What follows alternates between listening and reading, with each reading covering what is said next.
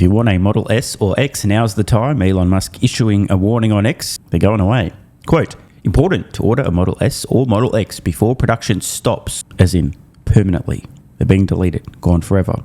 To make way for the Optimus factory in a few months. This in response to a clip of Fox's Sean Hannity on why he bought 2 Tesla Model S Plaids. P.S. The climate alarmists have left the chat. Although I have a Tesla, remember when Elon was under fire? Yeah. It pissed me off so much that I bought 2.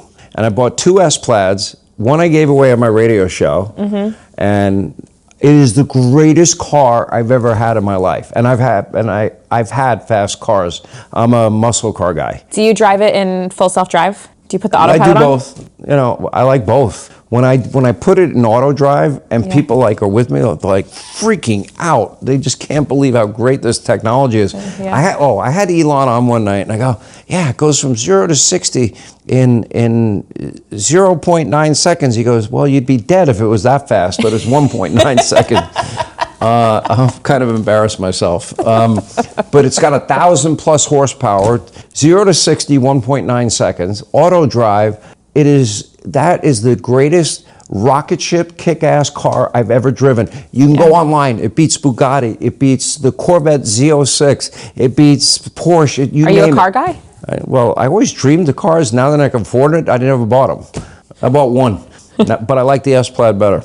This is the difference between Tesla, who make products that are so good people rant and rave about them. So good they sell themselves, and just about every other company that produces vehicles who need to pay tens of millions, hundreds of millions of dollars, sometimes in excess of $1 billion, trying to convince consumers that they have the best products. Meanwhile, Bank of America has resumed coverage on Tesla stock with a buy rating, and they've given it a new price target, $460 per share. So brave, that's more than 10% above where Tesla stock currently is. According to the note, Tesla is at the forefront of autonomous driving. Thank you, Captain Obvious. Supported by a camera-only approach that is technically harder, but much cheaper. This is also true than the multi-sensor systems widely used in the industry. I notice often, though, many analysts, when talking about Tesla's camera-only system, who previously said there's no way they'll be able to get this to work without LiDAR, radar, braille, gaydar, sonar, and every other sensor on Earth, probably needs a smoke signal detector too, just for good measure. They often mention, well, cameras only is cheaper. But I've yet to see an analyst recognise what Tesla themselves disclosed a couple of years ago, that extra sensors when they had radar also was confusing the sensor suite, confusing the AI, causing a disagreement, and then which sensor do you trust? Tesla was far enough along with autonomy that they realised more sensors equals worse software, less safe. That's the real reason for camera only. It's not a cost decision, it's a capability decision. Now, it's definitely true, it's technically harder for vision only, and that's why you see companies today that don't have enough data to do vision only successfully with a clusterfuck of unnecessary sensors. They need them for now because they don't have enough data to train on vision only. This is just demonstrating a massive skill issue. More sensors is not a flex. The note added that Tesla should be able to scale more profitably compared to Robotaxi competitors. Yes, we know. They also say that Tesla's FSD system is, quote, the leading consumer autonomy solution. Also true. And they expect adoption of FSD to accelerate as the company optimizes its offering for higher levels of autonomy. Also true. This is interesting. Apparently they're valuing Tesla's Optimus humanoid robot business at $30 billion and Tesla Energy at $90 billion. Well, it's a start. Question: what is worse than German bureaucracy? Answer: not much. But there is one thing: German workers' unions. Here's an update via the Autoline network on the latest efforts from a truly wretched workers' union doing their best to not only harm Tesla and, dare I say, possibly assist the German automotive market that Tesla's currently massively disrupting, but doing their best to completely screw Tesla over, which resulted in Elon Musk recently admitting, quite honestly, we're probably not going to bother expanding our factory in Berlin if the unions keep trying to fuck us. Workers at Tesla's Giga factory in Berlin are voting for a new works council this week, and IG Metall, Germany's largest industrial union, wants a majority of those seats. Voting began on Monday, and the results are expected to be revealed later today. The union needs to secure 19 of the 37 seats to win a majority. Works councils allow employees to have a voice in talks with management regarding issues like work rules, working conditions, and hiring and firing. As we reported last week, Tesla and IG Metall were in a bitter feud leading up to the vote. The union accused Tesla of creating a toxic work environment. Then Tesla filed a criminal complaint against a union representative, claiming that person secretly recorded a works council meeting. But the two sides were able to reach a truce, and they agreed not to comment on their disagreements until after the vote. In principle, workers' unions sound great. Looking after members, their rights, fighting for them and their working conditions. Bullshit. Almost all workers' unions, labour unions, are a massive fucking scam. They siphon money away from members. In exchange, they don't offer a little amount of value. They offer negative value. They are more harmful than good in almost every case. They bully employees into unionising.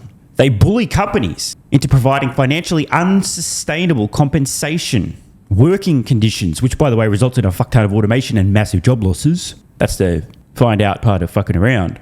And they're known, renowned, in fact, for systemic corruption. Workers' unions are a massive scam who purport to be looking after the interests of their members, when in fact their actual purpose is to siphon money away from tens of thousands, hundreds of thousands of workers, tricking people of average and below average intelligence, it's just true, into thinking that they have their best interests at heart. For example, dear members of our auto workers union, you all need to strike and demand that nothing happens, lay down your tools at your factory until your employer agrees to increasing your compensation by 50% over the next 5 years. Now, at first pass, that might sound great. Oh yeah, 50% more. Of course, I'd love that. I'm going to go protest and lay down my tools. But what actually ends up happening is these low IQ individuals who thought, yeah, I'd love a 50% pay rise, get replaced by a fucking machine or a robot or laid off because the business can't afford to pay the extra money, you morons. End result, the union has now put tens of thousands of its members out of a job. Well done, you fuckwits. Lest you think I'm being overly dramatic and hyperbolic, I've essentially just prompted Grok to fact check all of my claims. Persistent patterns of union corruption. Labour unions have faced repeated, well-documented issues with embezzlement, bribery and organised crime infiltration spanning decades. Federal investigations and prosecutions have repeatedly uncovered union leaders misusing funds for personal luxuries, sweetheart deals with employers, and racketeering. These scandals have required ongoing court oversight and federal intervention in major unions, showing a systemic vulnerability rather than isolated incidents. Diversion of member dues. Dues paid by workers, often 1 to 2% of wages, are frequently redirected far beyond workplace representation. Significant portions fund political activities, lobbying, and contributions to external causes, with the majority flowing to one political party. Fact check, extremely accurate. Here we are on opensecrets.org with the United Auto Workers Union. Total contributions to party of recipient in the US. Blue for Democrats, red for Republicans. This is not a mistake. Grok wasn't hallucinating. Almost all of the money. By the way, where'd the money come from? Well, that's right, siphoning it off your members, going to the Democrats in the US since 1990. 3.5 decades of political bribes. Yes, that's what they are, bribes. Political bribes going to a single political party. Take money from members, bribe politicians. Contribute to political parties. Why all in one direction? Overhead, administration, and advocacy spending often exceed resources devoted to core bargaining and grievance handling, leaving many members with a questionable net return after accounting for dues. Coercive organising and retention tactics. Once a union wins certification, which again, reminding everybody, this is what those fuckfits in Germany are trying to do right now. It gains monopoly bargaining power that binds all workers in the union, even those who oppose it. In non-right-to-work environments, dues or fees can be mandatory as a condition of employment. Organising campaigns sometimes rely on public pressure tactics, peer intimidation, or structural rules that limit individual choice, while exiting, e.g. decertification, remains difficult and rare. Once you go union, you don't go back. This framework reduces voluntary participation where workers have real alternatives. Economic pressure, leading to job losses and business strain. Here's where, by the way, the most harm is done by these parasitic unions. By negotiating, actually, let's be clear, demanding above market wages, rigid work rules, and benefits. Many unions create cost structures that reduce employer competitiveness. Economic analyses consistently link this to slower hiring, lower investment in innovation and capital, reduced productivity growth, and higher bankruptcy risks in unionized firms. Over time, this has contributed to plant closures, mass layoffs, automation acceleration, offshoring, and sector-wide shrinkage, particularly in, manufacturing. Like, for example, manufacturing vehicles, while non-union competitors expand. And the last point, overall market reality. Private sector union membership has collapsed to historic lows because workers are not retarded and realize they're getting scammed. Sorry, I misread that, I think, a little bit. We'll keep rolling. Because workers and competitive markets increasingly reject the model when it shifts from protection to extraction. Oh, that is so well said, Grok, man.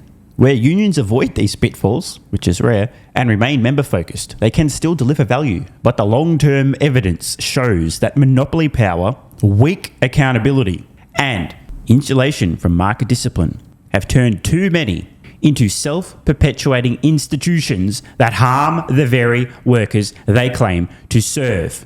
I mean, these are Grok's words, not mine.